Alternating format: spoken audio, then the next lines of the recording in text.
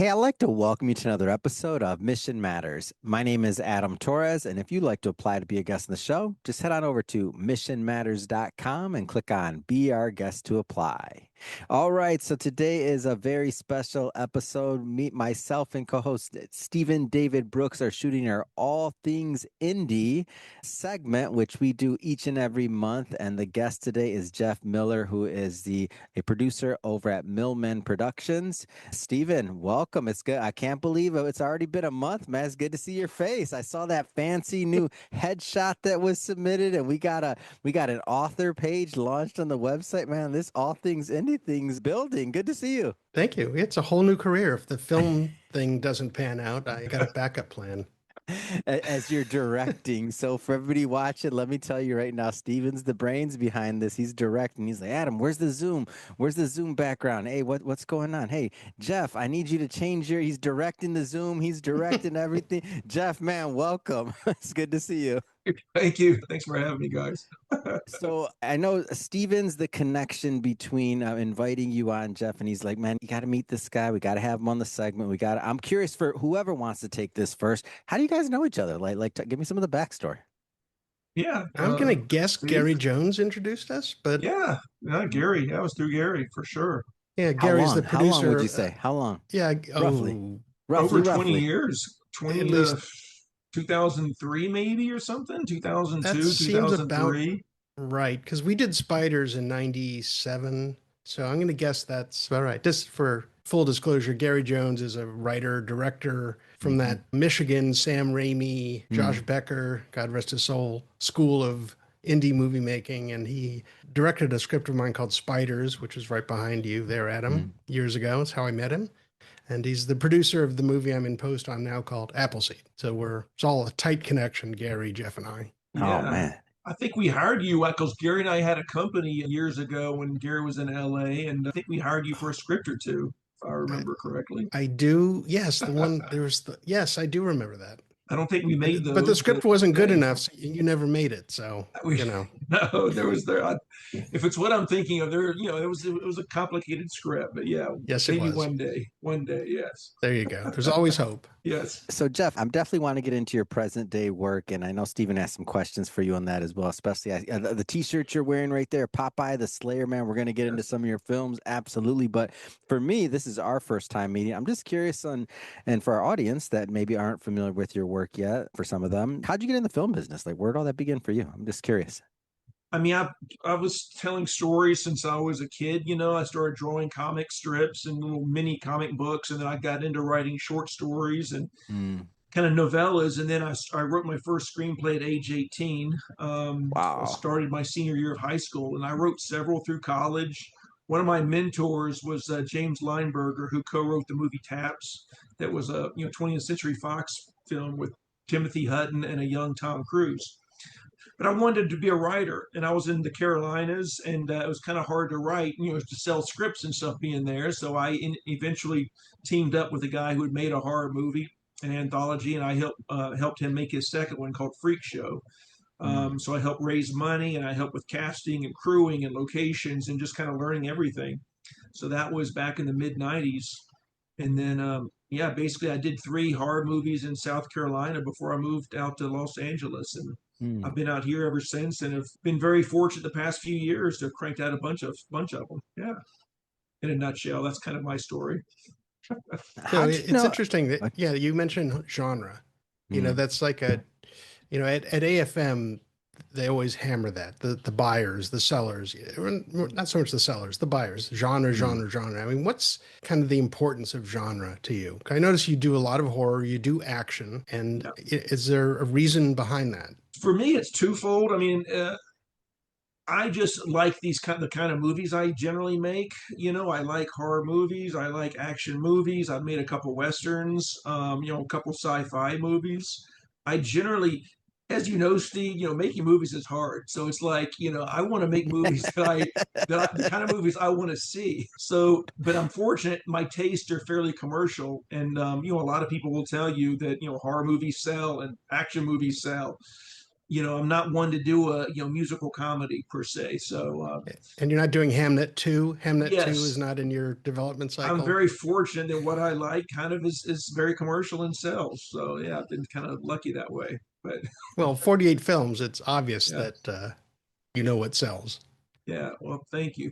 But I would tell anybody, like, don't just make a horror movie because you hear it sell. If you have zero passion for a horror movie, it Mm, will likely show on screen. So, make what you want to make if you're a filmmaker. But just it's always the business needs to be important too. You can't mm. just too many people just don't really think about the business side when they should. Yeah, bottom line. So I'm curious on your end, Stephen. Was that kind of similar for you when you chose your niche originally, or kind of went down that path? Like, would you say it's similar, or like, what would be your My side of that? niche sort of slapped me upside the head. I You I didn't was in choose it; visual it effects, chose and you. Toby Hooper, horror icon, Texas Chainsaw Massacre, hired me to be visual effects supervisor on Spontaneous Combustion.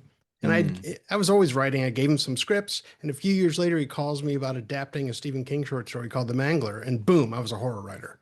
It just mm, happened overnight. It sort of, I fell into it, and I happen to be good at it, I think. So some people choose it. It actually mm, wasn't my genre of choice, but I've learned to love it. mm. Had you written before then, though? I had written every genre imaginable except horror. I Really? probably gave Toby like a comedy and and a drama or something. I don't know if he read them or not, but he knew I at least knew how to format a script. That's probably all he Yeah. knew. Longevity. I want to get into that word because both of you gentlemen have longevity here, and just the catalog. I mean, 48 films. Like, what do you attribute some of that longevity to? And by the way, just so you have a little bit of understanding of the audience too, Jeff, is I did a series around AFM, and we talked to both the newer filmmakers and some of the more experienced ones as well. So I'm just curious on your perspective on what you might attribute some of that longevity to. Gosh, stubbornness. I would say, That's my key to podcasting right there. I just stubborn, yeah. man. Yeah, I never think give up. that's when other people would have given up and maybe should have given up many years ago. I kind of Mm, stuck with it, and so I'm nothing if not stubborn. You could call it persistence also, but yeah, so there's a stubbornness to it that I don't know. I just like I just like movies. I like the process, and I just while as long as I enjoy it, I want to keep doing it. mm, Life's too short to kind of not do what you enjoy. So I don't know. I've just kind of, again, I've been very fortunate, I think, to have had a few hits and met some good people along the way, some good collaborators and partners. Yeah. Like Gary mm, Jones that Steve, Gary and I made several films and mm, Steve and Gary have worked together. So, but yeah, again, it's just a lot of it is just, again, the business side is understanding budget. There are a lot of people that, and Steve, I'm sure knows these people that go out and make a movie or two and it doesn't do what they thought it did, or they lose all their mm. money and they give up. And I've just never been that one. I'm kind of like, I'm going to figure this out. My first few movies lost money and I'm Yeah. like, I got to figure this business out because this is not really the way to go about it. So, yeah. Mm, Well, I mean, part of the longevity is, and I sort of want to ask you your take on the changing indie landscape, right? I mean, when you mm. started, VHS was king, and Yeah. then DVDs were king.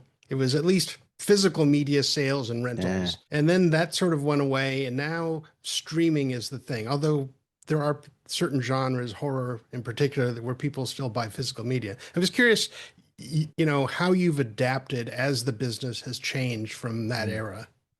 It's gotten tougher. It never seems to get easier really because there's revenue streams that keep drying up like you mm, mentioned physical media. You used to say, oh, we're going to sell x number of DVD units, and oh, if Redbox buys it, we'll make this amount of money, and then all of a sudden Redbox right. goes away, and now DVD is all but gone. Walmart is Mm, realizing they can make more money putting socks on those shelves than movies, I think. So it's just, but again, streaming comes along and something like Tubi or something will come mm, along, and all of a sudden that's where a lot of the income is. It's from Tubi or mm, YouTube or Amazon, even though some of these sites don't pay that great, the views add up over time. mm, So I've been lucky in that something has always kind of come in to take the place, like when like DVD fell out. But it's just it's ever changing. It's an ever changing landscape. I mean, foreign sales too, as you know, Steve. You know, sometimes foreign sales you would sell to a certain territory for, you could always count on Japan, for instance, buying your movie, and now it's I Mm. haven't sold any. I've recently sold something to Japan, but I haven't sold a lot to Japan recently. So a lot of people are just getting pickier. They're paying less. They want bigger cast. A lot of it is the glut of movies. So, that's something else But we it's could talk also about. right. But yeah, It's also the competing media, YouTube and TikTok now, and yeah. the eyeballs are spread out over a bunch of different areas. Well, when I was a kid back, many years, eons ago, you had like a handful of TV channels. Now, how many TV channels do you have? And then plus you have TikTok and all the other social media platforms. I mean, there's so much content out there. I'm amazed sometimes. I'm like, how do people keep? I meet filmmakers at networking things, and they're, have you seen the latest episode of this? Or I'm like, no, I don't have time to watch all these shows. Mm-mm. I'm trying to Make make something. movies. I'm trying to make stuff. I don't have time to watch everything. I wish I did. Yeah, I get that too. It's like, have you seen this show? It's only Mm. 8 episodes. Yeah, but that's 8 hours of my life. I Mm. I can't see everything. Yeah, Mm. Can you give me a exactly. synopsis?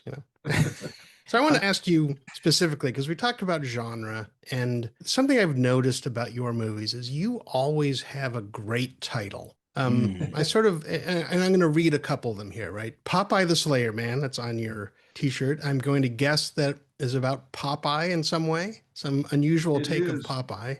It Um, is. Yeah. and then Ted Bunny, which I think is obviously a take on Ted Bundy in some way. Yes. And then the other thing is also in terms of cast, Robert Bronzy. And for those of you who don't know Robert Bronzy, if you look behind Jeff to camera left, to Yeah. Jeff's right, there's what looks like Charles Bronson on a 12 Yeah. to midnight poster. Well, that's Robert Bronzy. So I Yeah. sort of ask you about Popeye Yeah. and Ted Bunny and Bronzy. It's sort of your niche, these titles and Robert Bronzy. I guess. I mean, I didn't anticipate that. It's just sometimes things just happen. Mm. Popeye the Slayer Man, yeah. I mean, that kind of seemed like a natural fit. Like that was kind of a natural thing. And didn't Popeye just become public domain? It did, yeah. So what happened was we knew about Winnie the Pooh, Blood and Honey, and some of Mm-hmm. these other public domain movies. So of course we, like many other people, were like, "What's coming up in public domain?" And we Mm. saw Popeye. So we're like, "Oh, that seems ripe for a good horror reimagining." So we did it and came up with the title. And it's funny, some of the crew did not like the title, Popeye the Slayer Man. We shot it under the working title, The Sailor Man, which we thought sounded a little more highbrow.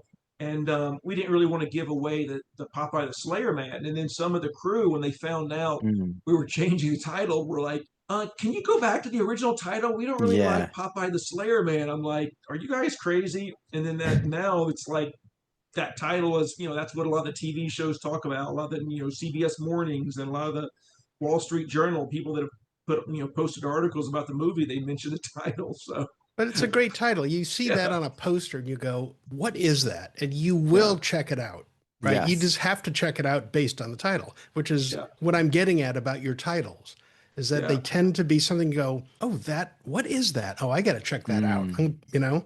yeah, yeah. Thank you. Yeah.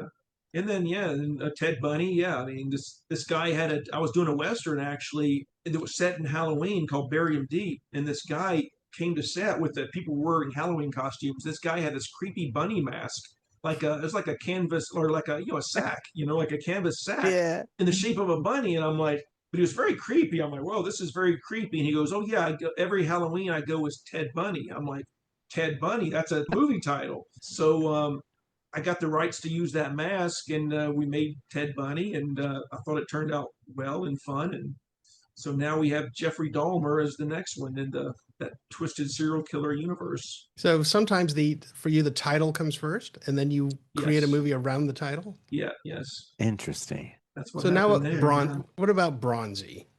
I want to hear Bronzy, the genesis of Robert Bronzy. Bronzy. So I knew this guy. I'd done a movie with Rene Perez, and he had actually met he had done a movie with Bronzy. He was in a Rene Perez had shot something in Spain, and he was seeing he was at a bar or something, and he saw a picture on the wall. And he said, "Which Bronson movie is this? I don't recognize this Bronson movie." And the bartender said, "That's not Bronson. That's Bronzy. He used to work at the stunt show here, the Western Stunt Show." Like, oh my God. What? So Renee tracked him down, did a movie with Bronzy, and I heard about it because I knew Renee and I had made a movie. And so around that time was the Death Wish remake with Bruce Willis was coming out in a few Mm. months. And so Renee and I were talking about doing another movie, and we were going to do a horror movie. But then I was at a booth at AFM, somebody's booth, and a buyer came in and said, "What action movies do you have?" And this guy was at a loss for words. Like, he had horror movies, he had sci-fi, he had family movies, animation. He had very few action movies. And so I said, a little light bulb went off, and I said, maybe that's an underserved market right now. So Mm. I thought about it. I said, hey, Renee, could you get that actor that looks like Bronson, and why don't we make something called Death Kiss? So that's what we did. And so that was my first movie with Bronzy. Shot that in 2018. And I think I've done like 7 more with him. Yeah, we've done 8 movies together. The Wow. last couple, The Caretaker, came out a few months ago. Fun movie with Bronzy and Avriana Rose, a very talented up and coming actress, and also Daniel Baldwin and Rampage Jackson are in that one. So yeah, he's and just a great guy to work with. Yeah, he's Hungarian. He's a Hungarian guy, so he's got a bit of an accent, but yeah, just an all around good guy. Yeah. Hmm. So And it's another thing where you look at that poster and go, is it? You go, oh, it's not, but oh, I got to check that out. That is, it's just different. You've gone through the halls of AFM, and they all kind of, the posters, it's like a guy with a machine gun and a fireball behind him and a helicopter. They all kind of look the same. And, Popeye certainly pops, and Robert Bronzy just kind of pops off the poster. I think, why not try to do something different? I mean, you got to try to make yourself stand out. I mean, in this day and age. So I think that's the important kind of a good wrap up for this discussion, is that you need to stand out. You need to do something different to stay relevant, something that you seem to be doing. Years ago, there was people had done several Ouija board movies, Witchboard by Kevin Tenney. I love that one. That's my favorite, but people were doing Witchboard movies. And so I said, what if the house is a Ouija board? So I made a movie called Ouija House with Misha Barton and Tara Reid and Dee Wallace, and a really great cast. And that one's done extremely well. So again, that's kind of taking a concept. Somebody's told me that I like to take concepts and just kind of take them at the step further. I think that's kind of what you need to do sometimes. Yeah. I'm curious for both of you on this one, and I see like the Bronzy, as you mentioned, like as you're adding to your catalog, how do you choose? Like, so you're like, okay, you mentioned making multiple movies with this gentleman with Bronzy. Like, how do you choose as you're adding to that catalog? I'm just so interested in how you make that decision to keep going down that path. Like the Bronzy path, yeah, for instance? yeah. Sometimes it's just like a certain script I think would be right for him. I mean, he's not right for everything, obviously. But if it's a Western or some kind of, death wish kind of thing, revenge, vigilante type thing, he's a good, strong, silent type. So I try to cast him as such. And I'm kind of like, what script do I have that would be a Sergio Leone type movie or something like that? And would it be right for Bronzy? And I just, you have to, again, judge the marketplace. And sometimes I'm right and sometimes I'm wrong. Yeah. So how do you approach that? All the more reason to make a lot of movies is that, you hedge your bets. Yeah, exactly. How do you Don't put all approach your that? eggs in one basket. Stephen, how do you approach that? Like when you're thinking about like following up and deepening the catalog like that, how do you take that? I'm just curious. Or do you? Or do you mean not? like with my own movies? Yeah. I mean, it's a little different as a writer director, is that I'm not going to make 10 movies a year like a producer can, or 5 movies a year or whatever. Jeff makes 100 movies a year. For me, it's about I've written scripts in a lot of different genres.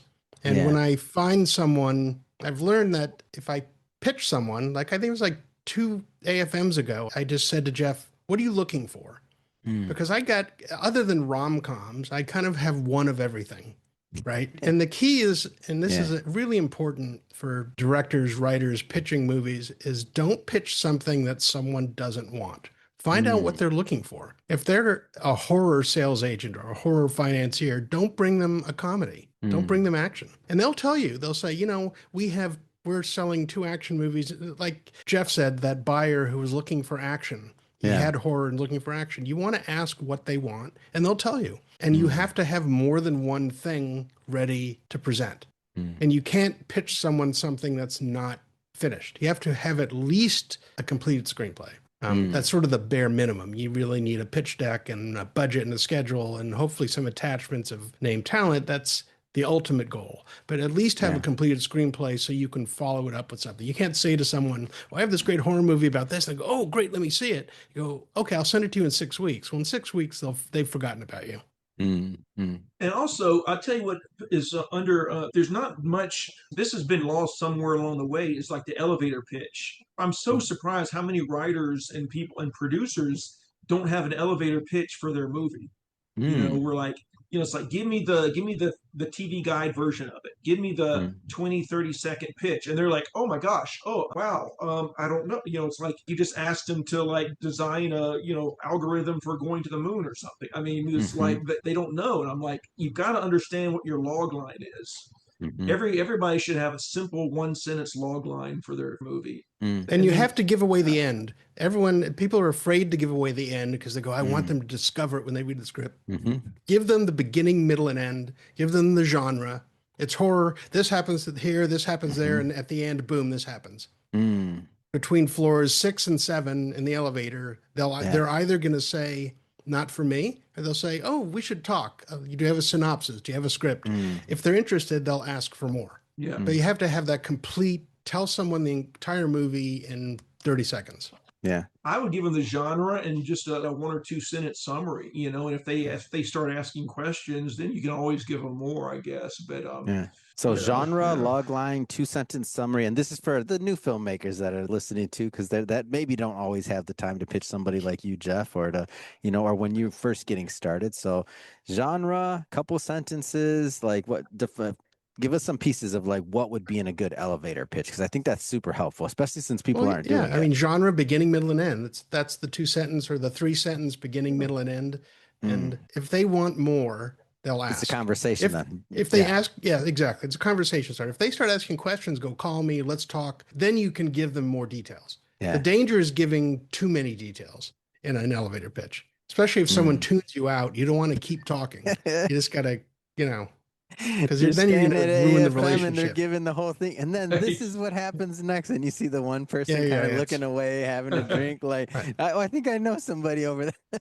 Well, early in my career, I had a guy. I pitched a guy, and he was opening his mail, and I didn't take that as a hint. He just kind of looked and goes, yeah, He was like, yeah, okay. And I should have taken that as a hint, but I didn't. That was many years ago. That's the best, though. Thank you. This is what I like, those little nuggets that come out. So I think a good takeaway for this episode, if you're pitching somebody and they're opening your mail, they might not be interested. All right. That's a good Good visual cue. Yes.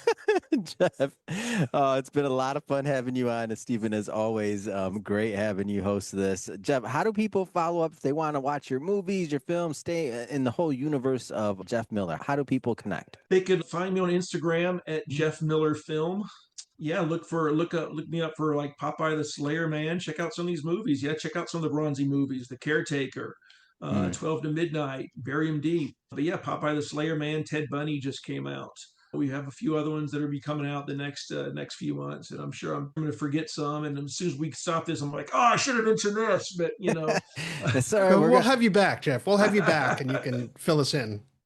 Absolutely. And we'll put them in the show notes for everybody listening. Just so you know, we'll put some links in the show notes so you can connect with Jeff. And of course, you can connect with Stephen. And speaking of the audience, if this is your first time with Mission Matters and you haven't done it yet, hit that subscribe or follow button. This is a daily show. Yes, you heard me correct. Each and every day, we're bringing you new content, new ideas, and hopefully new inspiration to help you along the way in your journey as well. So hit that subscribe and follow button. And Stephen, Jeff, man, thank you both for coming on and for having some fun today. Thank you. Thanks, Jeff. Thank you, guys. Thanks for having me. It's been great.